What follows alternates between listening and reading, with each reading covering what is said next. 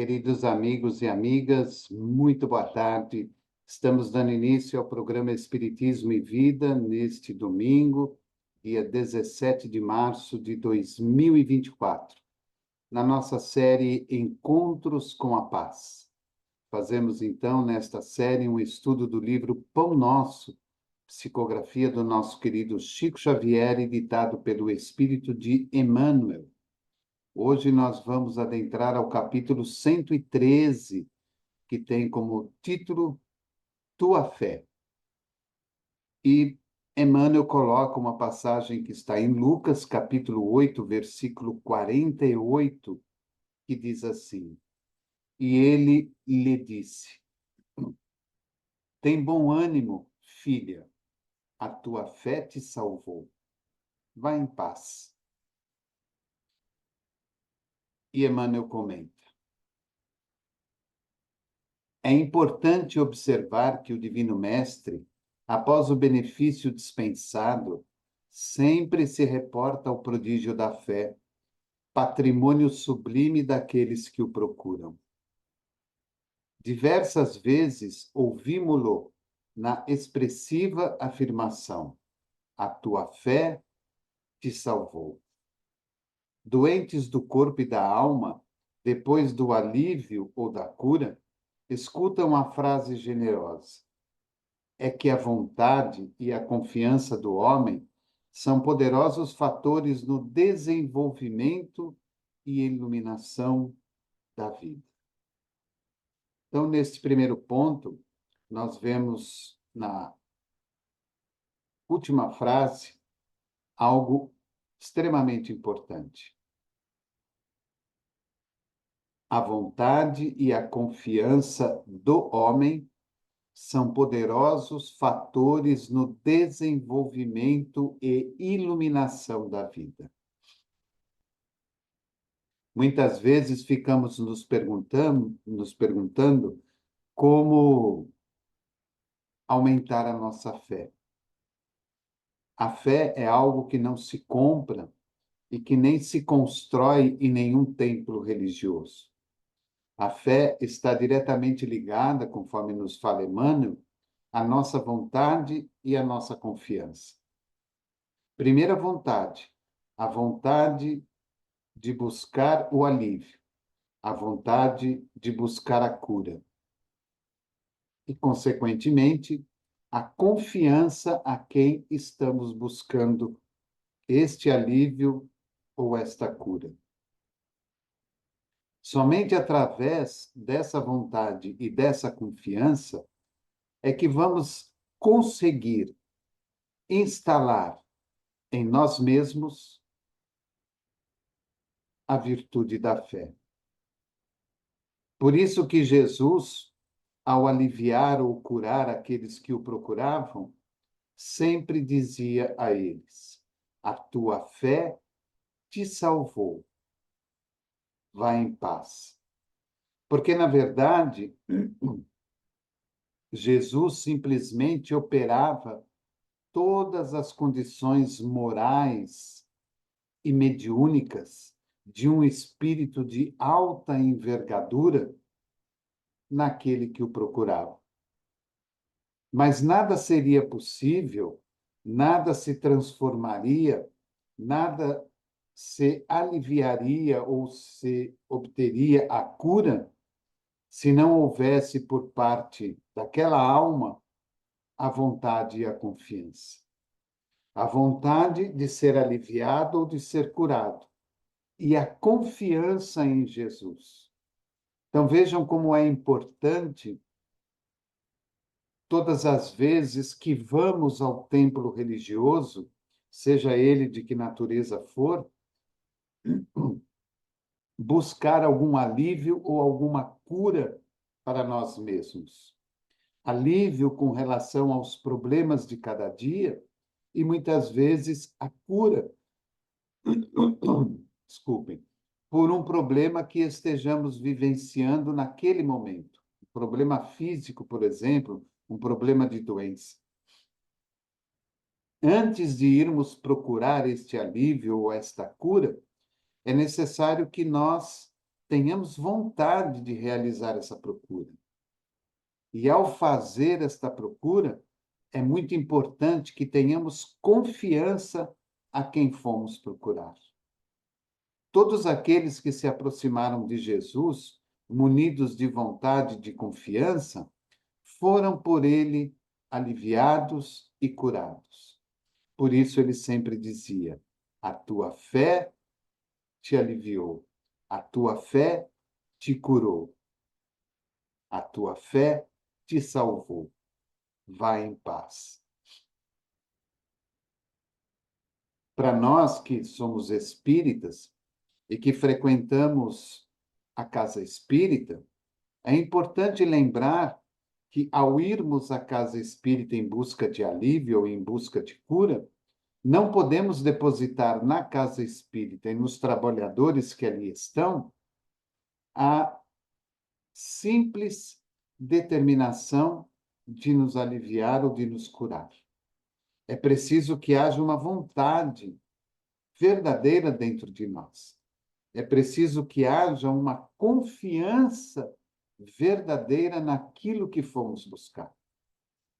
Porque através da casa espírita e através das pessoas que ali trabalham, o plano espiritual superior manipula as energias do universo, as energias que muitas vezes estão ali presentes para que este alívio e esta cura se realize. Esse é um fator muito importante, porque ainda, mesmo em 2024, com tanto conhecimento que temos da doutrina, com tanto conhecimento que temos das energias, do magnetismo, com tanto conhecimento que temos por parte da ciência, ainda vamos ao templo religioso ou vamos à casa espírita, acreditando que ali irá se operar um milagre, sem a nossa participação, sem a nossa vontade, sem o nosso querer, sem a nossa verdadeira confiança de que algo de bom poderá acontecer. Isso tudo se faz pela falta do conhecimento. Então, nós precisamos estudar, nós precisamos entender o processo para que a vontade nasça dentro de nós e automaticamente a confiança apareça, para que através destas duas alavancas a nossa fé se torne cada vez maior. Ele continua: o navegante sem rumo e que em nada confia, somente poderá atingir algum porto em virtude do jogo das forças sobre as quais se equilibra, desconhecendo, porém, de maneira absoluta o que lhe possa ocorrer. Então, ele toma o exemplo do navegante, que não confia em nada, que, por exemplo, não confia na bússola que pode orientá-lo. Então, ele só vai atingir um determinado porto seguro jogado pela força das circunstâncias daquele momento ou do mar da qual ele esteja navegando. E ali ele vai tentando se equilibrar de um jeito ou de outro para tentar chegar a algum lugar que lhe dê proteção. Mas Emmanuel esclarece: desconhecendo, porém, de maneira absoluta o que lhe possa ocorrer. Ou seja, pode dar certo? Pode. Mas alguma coisa pode acontecer no meio do caminho. O barco pode virar, ou de repente ele navegar, navegar, navegar e não chegar a lugar algum, ou de repente no lugar em que ele chegar não seja o mais seguro e o mais propício para a sua para a sua proteção e para a sua segurança. Então vejam que esse desconhecimento da qual fala Emmanuel é justamente o fato de não fazermos um estudo sincero e verdadeiro a respeito do assunto. Porque, na verdade, a vontade e a confiança para a construção da nossa fé verdadeira se fazem através do estudo e do conhecimento. Quando eu estudo, quando eu conheço, eu vou trabalhando a minha vontade de querer mais, de querer melhorias, de querer transformações, e vou entendendo que um alicerce se fortalece dentro de mim para que eu tenha cada vez mais confiança naquilo da qual eu estou estudando. Consequentemente, a minha fé com relação àquilo se transforma e se modifica.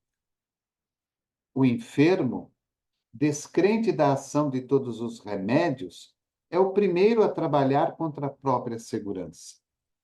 O homem que se mostra desalentado em todas as coisas não deverá aguardar a cooperação útil de coisa alguma.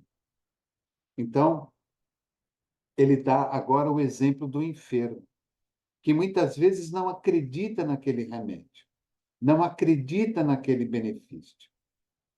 Ele é a primeira pessoa que está trabalhando contra a sua saúde, contra a sua melhoria, contra a sua própria segurança. Então, se eu não acredito naquilo que me foi dado como remédio, como que a espiritualidade, ou principalmente, como que aquele remédio vai fazer algum efeito no meu corpo físico? Ou, como eu disse, como que a espiritualidade terá acesso a me ajudar naquele momento? E todos aqueles, segundo ele, que se encontram desalentados em todas as coisas da vida, ele não poderá, em momento algum, aguardar a cooperação útil de coisa alguma. Então, aquela pessoa que reclama, que resmunga, que critica, que aponta defeitos, que está sempre de mau humor, que em nada na vida consegue enxergar algo de bom e de útil, de belo e de majestoso, o que essa pessoa vai esperar da vida? Nada. Porque ela é a sua própria doença. Ela é a sua própria inferioridade. Então, vejam, Emmanuel coloca o exemplo do navegante, do enfermo e das pessoas desalentadas, que, sem sombra de dúvidas, elas não têm vontade nenhuma de modificação, de transformação, de mudança e, consequentemente, não confiam. Ora, se eu não tenho vontade e não confio, eu não tenho fé. Eu não tenho fé na bússola, eu não tenho fé no remédio, eu não tenho fé no mundo, na vida. Então, fico à mercê das consequências, fico à mercê das situações que serão fruto desta minha postura. Ele continua: as almas vazias, embalde, reclamam o quinhão de felicidade que o mundo lhes deve. As negações em que perambulam transformam-nas, perante a vida, em zonas de amortecimento, quais isoladores em eletricidade. Passa corrente vitalizante, mas permanecem insensíveis. Olha que Que parágrafo maravilhoso. As almas vazias, embalde, reclamam o quinhão de felicidade que o mundo lhes deve. Então, a pessoa é extremamente vazia em tudo e com todos, mas está sempre reclamando uma felicidade, seja ela de que natureza for. Mas ela não dá, de maneira nenhuma, nada para buscar essa própria felicidade. Ela permanece vazia, ela permanece para baixo, mas reclama constantemente a felicidade, que o mundo muitas vezes não lhe oferece, não porque o mundo não nos ofereça felicidade, mas porque ela não se encontra em condições de ver e ouvir a felicidade que o mundo nos oferece. E ele vai mais adiante. As negações em que perambulam transformam-nas, perante a vida, em zonas de amortecimento, quais isoladores em eletricidade. Passa a corrente vitalizante, mas permanecem insensíveis. Então, quando nós pegamos os isoladores em eletricidade, eles são como amortecedores desta carga de eletricidade. A corrente está ali, elétrica, mas não tem luz na lâmpada. E Emmanuel coloca essas pessoas dessa mesma forma. Há uma corrente vitalizante dentro delas que as fazem viver, natural de todo ser criado por Deus. Mas permanecem completamente insensíveis perante a vida. Permanecem completamente insensíveis perante as questões que necessitam ser mudadas interiormente dentro delas próprias. E com isso, não há vontade, não há, de maneira nenhuma, confiança e, consequentemente, não há fé. Nos empreendimentos e necessidades de teu caminho, não te isoles nas posições negativas. Nos empreendimentos e necessidades de teu caminho, não te isoles nas posições negativas. Nós, seres humanos, temos um costume muito grande de enfatizar o negativo. Não vai dar certo, não sei, não consigo, não faço, não tenho costume, o não sempre na frente.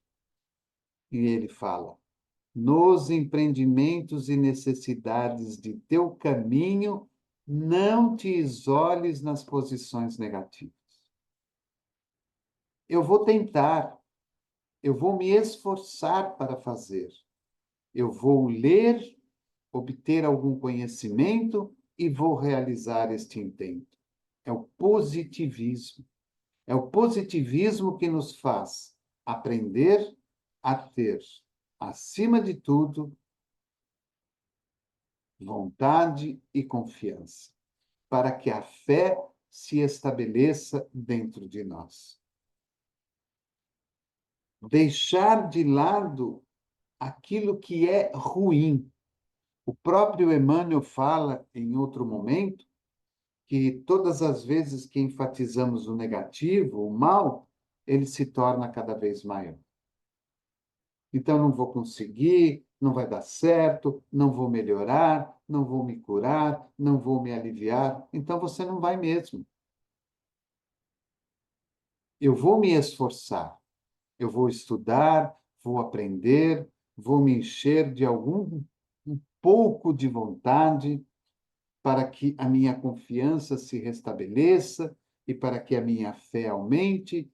Vou depositar os meus créditos naquela instituição, naquele trabalho, naquele grupo de pessoas e, com certeza, eu vou atingir a melhora de que necessita, o alívio que estou precisando, ou até mesmo a cura deste momento. E ele termina: Jesus pode tudo.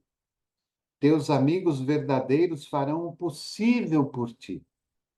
Contudo, nem o mestre e nem os companheiros realizarão em sentido integral a felicidade que ambicionas, sem o concurso da tua fé.